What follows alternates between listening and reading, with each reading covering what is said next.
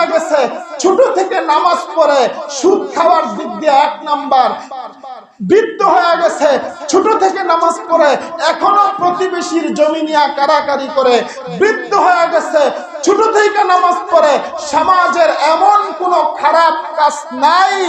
মদ জুয়া নিশা সহ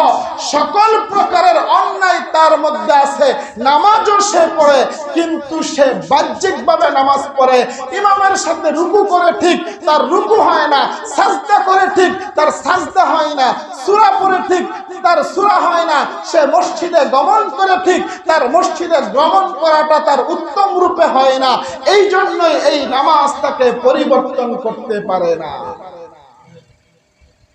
আর যেই নামাজ সুন্দরভাবে হবে, যেই রুকু সুন্দরভাবে হবে, যেই সাজদা সুন্দরভাবে হবে, যেই সূরা সুন্দরভাবে হবে, যেই নামাজ শুধুমাত্র লিল্লাহিয়াতের জন্য